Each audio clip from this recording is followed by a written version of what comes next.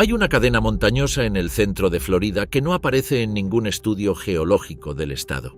Se eleva desde la llanura arbustiva de los condados de Polk, Hillsborough y Manatee en laderas de color gris blanquecino, con algunas cimas que superan los 60 metros de altura sobre la planicie circundante. Y si apoya la mano sobre la superficie en una tarde cálida, sentirá algo que la señalización oficial, donde existe alguna señalización, no explicará: un calor leve y persistente que nada tiene que ver con el sol. Las laderas filtran un líquido pálido y ácido hacia las tierras bajas del entorno. El agua subterránea cercana contiene trazas de sustancias que el Estado lleva décadas midiendo y debatiendo en voz baja. Desde la carretera no lo sabría, no hay señales de advertencia visibles a distancia, ni marcadores en los bordes de la vía que identifiquen lo que está mirando, ni placas históricas que describan qué son estas estructuras, ni qué contienen. Simplemente existen, como han existido durante más de un siglo, enormes y grises y permanentes, y casi nadie fuera de la industria que las construyó ha sido informado jamás de su historia completa. No son formaciones geológicas. No son vertederos en ningún sentido convencional. Son el residuo físico de un sistema que alimentó al mundo moderno. Y son, en el lenguaje técnico preciso de la Regulación Ambiental Federal, clasificados como material radiactivo de origen natural, NORM, por sus siglas en inglés, levemente radiactivos de forma permanente, sin vía de remediación viable, sin cronograma de desmantelamiento, y sin fecha de término visible en ningún documento de planificación estatal o federal vigente. La máquina que los produjo funcionó perfectamente. Eso, resulta, fue el problema. Para entender cómo aparecieron estas montañas y por qué casi nadie fue informado de lo que contenían, hay que remontarse a 1881 y a un geólogo de pie en un campo del centro de Florida que no tenía la menor idea de lo que estaba a punto de iniciar. El capitán J. Francis LeBaron era un oficial del Cuerpo de Ingenieros del Ejército de los Estados Unidos que realizaba un reconocimiento de la cuenca del río Peace cuando documentó por primera vez las inusuales formaciones rocosas incrustadas en el sustrato arenoso de la formación Hawthorne del centro de Florida. Sedimento marino antiguo depositado cuando estas tierras yacían bajo un mar tropical poco profundo, densamente compactado con los restos esqueléticos de organismos que habían estado fijando fósforo de la columna de agua durante millones de años. El informe de LeBaron, presentado al cuerpo en 1881, describía los depósitos de fosfato en guijarros como extensos y comercialmente significativos. Un recurso mineral que se extendía por un área que más tarde se estimaría en miles de millas cuadradas de la península central de Florida, ubicado entre 9 y 15 metros bajo la superficie, bajo material arenoso de sobrecarga, accesible mediante minería a cielo abierto con el equipamiento mecánico pesado de la época, a costos que hacían la empresa inmediatamente atractiva para el capital industrial. Pocos meses después de la circulación del estudio, los especuladores de tierras ya presentaban reclamaciones de derechos mineros en todo el condado de Polk. En menos de una década, las primeras operaciones mineras comerciales producían tonelaje. Algo en la velocidad de esa transición merece detenerse. LeBaron identificó un mineral, y el capital industrial estadounidense identificó una oportunidad, y la distancia entre esos dos eventos se midió en meses, no en años.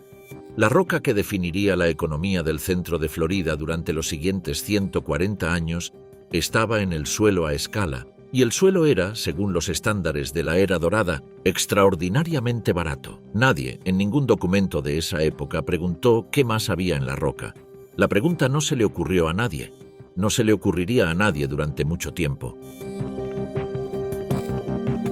Lo que hacía al fosfato comercialmente vital en 1881 era una crisis agrícola global que el público moderno raramente comprende en toda su gravedad.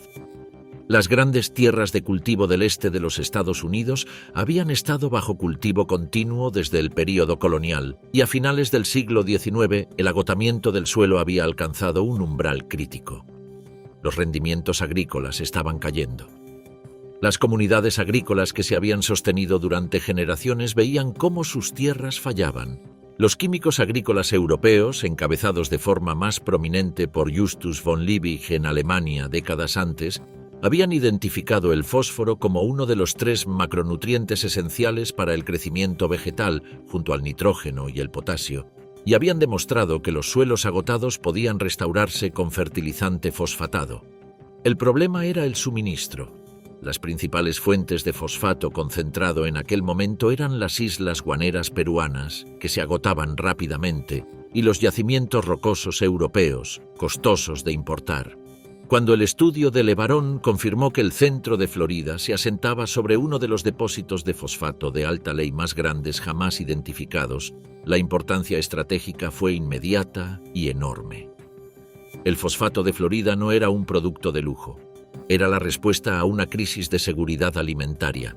Esto es lo primero que hay que entender sobre lo que se construyó en el condado de Polk durante las décadas siguientes.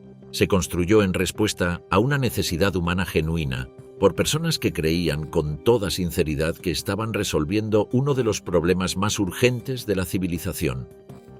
La ironía que aguarda al final de esta historia no es que se equivocaran sobre el valor del fosfato. Tenían toda la razón. La ironía es que el mineral que extrajeron del suelo para alimentar al mundo llevaba dentro algo más. Algo que tardaría más de un siglo en contabilizarse plenamente y que ninguna contabilidad ha resuelto aún.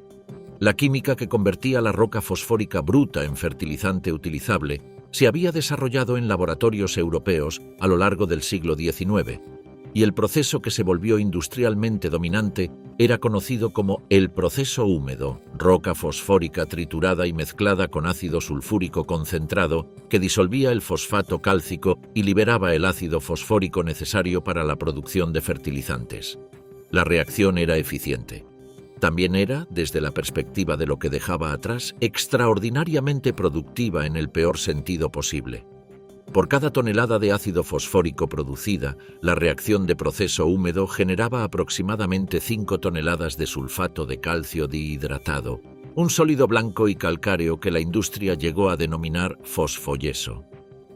Las primeras plantas procesadoras de Florida, construidas en el condado de Polk a finales de la década de 1880 y principios de 1900 por empresas industriales del norte que trasladaban capital al territorio recién abierto, generaron fosfoyeso desde el primer día de operación. La pregunta de qué hacer con él fue respondida rápida y pragmáticamente, sin aparente conciencia de las consecuencias a largo plazo. Bombear la lechada a una zona baja cercana, dejar que se asentara y secara y elevar el montón de residuos a medida que continuaba la producción. La pila, en el lenguaje de la industria, era la solución. Era barata, no requería infraestructura externa. Podía expandirse indefinidamente mientras hubiera tierras disponibles, y en el centro de Florida en 1890 había tierras disponibles en cantidades que hacían que la pregunta sobre los límites eventuales pareciera completamente teórica. La proporción de residuos estaba fijada desde el principio, 5 toneladas de yeso por cada tonelada de producto, y nadie en el registro industrial temprano describió esta proporción como un problema. Era simplemente la aritmética del proceso. El proceso era la respuesta a un problema urgente. Por lo tanto, la aritmética era aceptable. Ese razonamiento se mantendría, esencialmente sin cuestionamientos, durante casi un siglo. Para 1900, la industria fosfatera de Florida era la más grande del mundo. A mediados del siglo XX, los Estados Unidos producían más de 30 millones de toneladas de roca fosfórica por año, con Florida representando la mayor parte de la producción nacional y los Estados Unidos suministrando aproximadamente el 75% del fertilizante fosfatado mundial en su punto máximo de producción. Los nombres que impulsaron esta expansión, Armor Fertilizer Works, International Minerals and Chemical Corporation, American Cyanamid, se contaban entre las empresas industriales más grandes del país. Operaban en el condado de Polk y la región circundante como una especie de territorio industrial soberano. Sus propias vías férreas, sus propios pueblos de empresa, su propia infraestructura energética, sus propias relaciones con el gobierno estatal que eran menos regulatorias que colaborativas. Las pilas crecieron. Cada año, la producción de fosfoyeso de las plantas de proceso húmedo de Florida se sumaba a la acumulación. La Revolución Verde de mediados del siglo XX, las variedades de trigo de alto rendimiento de Norman Borlaug, la transformación de la agricultura mundial a la que se atribuye haber evitado el hambre masiva en Asia y América Latina, funcionó gracias a los fertilizantes sintéticos. Los fertilizantes sintéticos funcionaban con ácido fosfórico. El ácido fosfórico funcionaba con roca de Florida. Las montañas del condado de Polk crecían más cada año que el mundo era alimentado, y el mundo era alimentado a una escala que ninguna generación anterior había imaginado posible, y la conexión entre esos dos hechos no era algo que apareciera en ningún debate público sobre los logros de la Revolución Verde. Esto es lo que nadie en el registro regulatorio de los primeros y mediados del siglo XX estaba midiendo. La roca fosfórica, el mineral de la formación Hawthorne que LeBaron había estudiado en 1881, contiene concentraciones naturales de uranio y radio, incorporadas en la estructura cristalina del mineral apatita durante su formación sedimentaria marina. El contenido de uranio de la roca fosfórica de Florida oscila típicamente entre 15 y 50 picocuries por gramo. El contenido de radio 226 oscila entre 20 y 30 picocuries por gramo. No son números grandes en términos absolutos. No son números que causarían daño inmediato a alguien que manipulara el mineral, pero son números que se vuelven significativos a escala industrial, y son números que se comportan de una manera específica cuando la química de proceso húmedo se aplica al mineral. La Comisión de Energía Atómica realizó estudios industriales de materiales radiactivos de origen natural en el período de posguerra, y los investigadores de salud pública eran conscientes, en términos generales, de que las operaciones fosfateras implicaban una exposición a la radiación elevada en comparación con los niveles de fondo. El marco que surgió de estas evaluaciones fue el concepto de material radiactivo de origen natural, NORM, una categoría regulatoria que clasificaba la contaminación radiactiva originada en formaciones geológicas como categorialmente distinta de los residuos radiactivos fabricados y por lo tanto exenta de los principales estatutos federales de control de radiación que se habían construido en torno a la industria nuclear. Si procedía del suelo, sostenía la lógica regulatoria, era natural, y si era natural, no era un peligro en el mismo sentido que un producto de la tecnología nuclear humana. La roca siempre había sido así. Los trabajadores habían vivido cerca de ella durante décadas.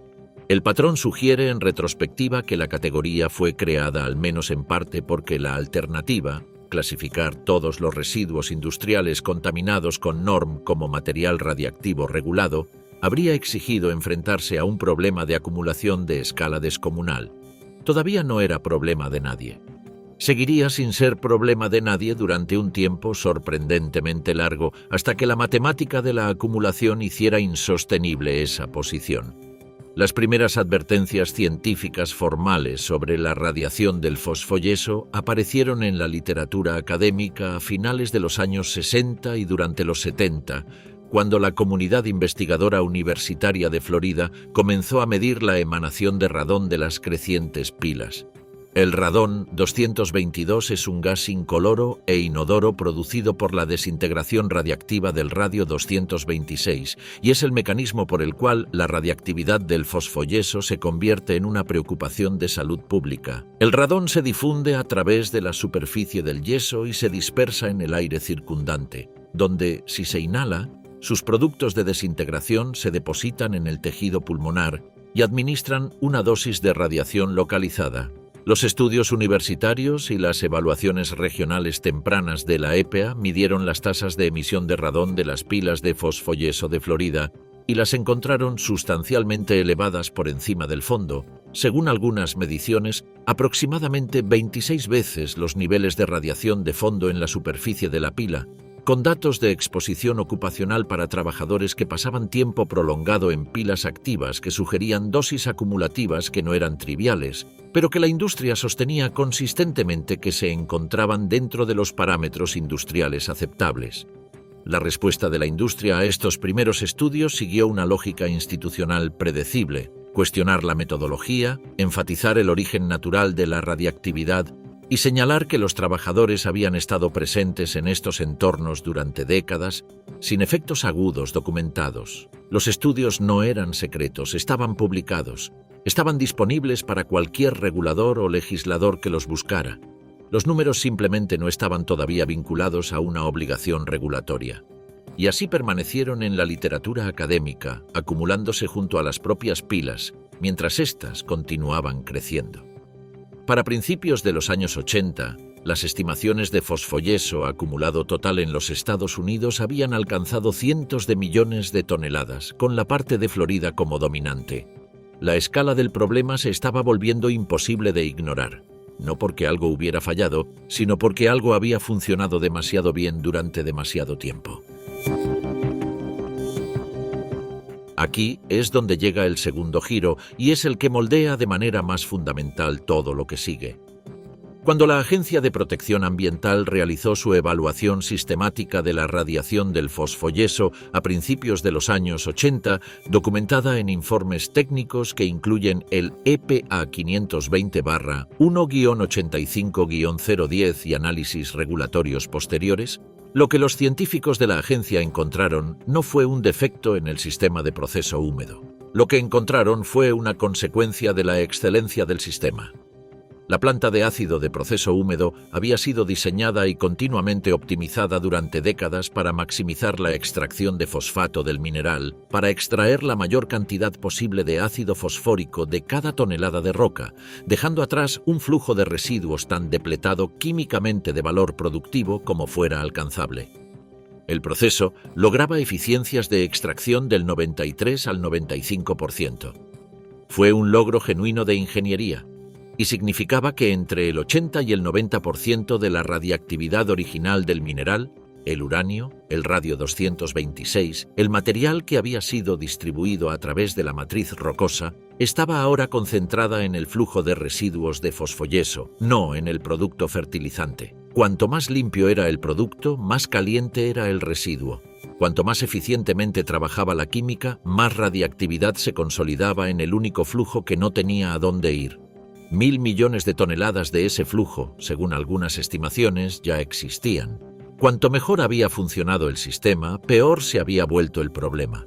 Esa ecuación había sido verdadera desde que abrió la primera planta de ácido en el condado de Polk, y nadie la había descrito en esos términos, y para cuando alguien lo hizo, la acumulación era esencialmente irreversible a cualquier escala económica práctica. La respuesta regulatoria a esta evaluación se desarrolló a lo largo de finales de los años 80 y hasta 1992, cuando la EPA finalizó una norma bajo los estándares nacionales de emisiones para contaminantes atmosféricos peligrosos, codificada en 40 CFR parte 61, subparte R, que abordaba la disposición del fosfoyeso. La norma estableció un umbral de 10 picocuries por gramo de radio 226 como el límite por debajo del cual el fosfoyeso podría usarse en agricultura o construcción. Prácticamente todo el fosfoyeso de Florida superaba este umbral. La norma, por tanto, prohibió la reutilización, redistribución o reconversión de las pilas acumuladas en cualquier aplicación donde pudiera producirse exposición humana. Las pilas no podían usarse como base para carreteras, no podían usarse como enmienda agrícola, no podían venderse, procesarse ni moverse con ningún propósito comercial. Debían permanecer donde estaban, gestionadas in situ, monitoreadas para verificar la integridad del revestimiento, medidas para determinar la salida de radón y mantenidas indefinidamente.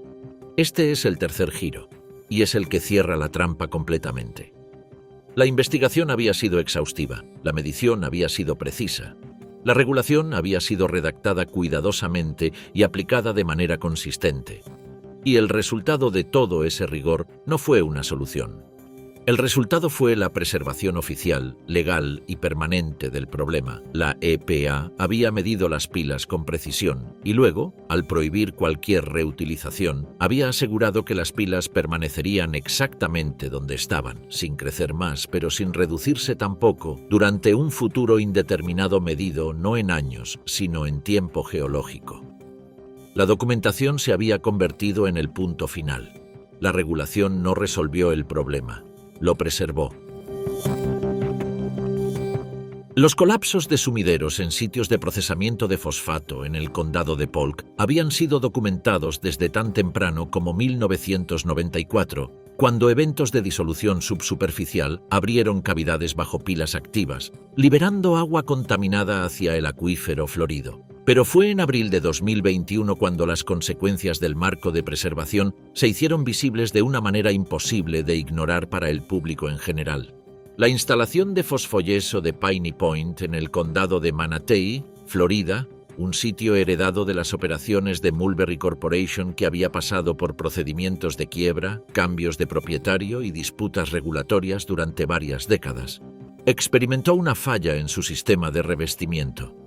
La pila contenía cientos de millones de galones de aguas residuales de proceso, efluente de planta de ácido fosfórico, que transportaba concentraciones elevadas de nitrógeno, fósforo y materiales radiactivos de origen natural.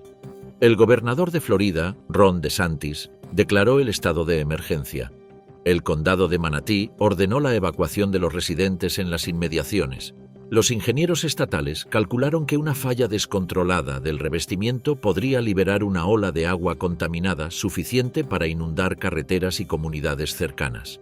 Se tomó la decisión de realizar una descarga controlada. Aproximadamente 215 millones de galones de aguas residuales de proceso tratadas fueron liberados en la bahía de Tampa durante varias semanas. La carga de nitrógeno de esa descarga contribuyó a una importante proliferación de algas en la bahía de Tampa, dañando praderas de hierbas marinas que se habían estado recuperando de eventos de degradación anteriores. Se reportaron mortandades masivas de peces en toda la bahía. El secretario del Departamento de Protección Ambiental de Florida, Sean Hamilton, supervisó la respuesta de emergencia, y las comunicaciones del Estado durante la crisis se cuidaron de enfatizar que el agua descargada había sido tratada y que los niveles de radiación en la descarga se encontraban dentro de los parámetros aceptables. Algo en ese encuadre merece examinarse. La pila había estado en la lista de preocupaciones activas de los reguladores durante años. El revestimiento había sido monitoreado, las aguas residuales habían sido medidas, el plan de gestión había estado en vigor. La gestión simplemente había terminado, no por negligencia en la crisis inmediata, sino por el fracaso institucional más prolongado de un marco regulatorio que clasificó el problema como gestionable sin proporcionar un mecanismo para gestionarlo realmente hacia su resolución. Piney Point no era único. Florida tenía, según varios recuentos, aproximadamente 25 pilas de fosfoyeso activas o heredadas en diversas etapas de estado operativo, cierre y abandono. Algunas estaban asociadas con empresas que permanecían solventes y legalmente responsables. Otras habían pasado por procedimientos de quiebra que rompieron la conexión entre los residuos y cualquier parte responsable identificable. Organizaciones de defensa del medio ambiente, incluida Public Employees for Environmental Responsibility, habían documentado el problema de las pilas huérfanas en informes presentados ante reguladores estatales y federales. Sitios donde la cadena de responsabilidad se había roto, donde el plan de cierre existía sobre el papel, pero el financiamiento para su ejecución se había evaporado con la empresa que generó los residuos. Investigadores de la Universidad del Sur de Florida que trabajaban en la región habían medido las emisiones de radón de los sitios heredados y encontraron que la química de desintegración procedía exactamente según lo predicho por la física, indiferente al estado comercial de la instalación o a la solvencia de su exoperador. Las pilas no requerían un operador para continuar funcionando. El agua de lluvia infiltraba la superficie. La química procedía. El radón se difundía hacia arriba. Una máquina funcionando sin operador no se detiene, simplemente funciona hasta que no puede. El intento más reciente de escapar de esta trampa llegó desde una dirección inesperada. A partir de 2020, la industria fosfatera y sus aliados políticos en la delegación congresional de Florida comenzaron a presionar por una enmienda a la norma de fosfoyeso de 1992 de la EPA que permitiría el uso del material como agregado en la construcción de carreteras. La lógica económica era directa. Florida mantiene miles de kilómetros de carreteras. El agregado de base para carreteras tiene un costo significativo y había una reserva de 1.000 millones de toneladas de material con las propiedades físicas adecuadas ubicada en pilas por todo el estado. La EPA de la administración Trump avanzó para acomodar este argumento proponiendo una revisión de la norma que habría permitido usar fosfoyeso en proyectos de autopistas financiados con fondos federales como programa piloto. Científicos de los propios programas de radiación de la EPA, junto con investigadores de la comunidad académica, objetaron por razones técnicas específicas. Las emisiones de radón de las superficies de carreteras construidas con agregado de fosfoyeso expondrían a los trabajadores de la vía y a los residentes cercanos a dosis elevadas de radiación con el tiempo. La administración Biden cambió de rumbo en 2021, retirando el cambio de norma propuesto y restableciendo la prohibición original. Las pilas permanecieron congeladas. En el momento en que alguien encontró una manera de usar los residuos, alguien más demostró que seguían siendo peligrosos. El incentivo económico para resolver el problema desapareció nuevamente, y el problema permaneció exactamente donde había estado desde 1992, legalmente definido, precisamente medido, oficialmente permanente. El imperio fosfatero que creó estas montañas está en declive, y el declive tiene una causa económica específica.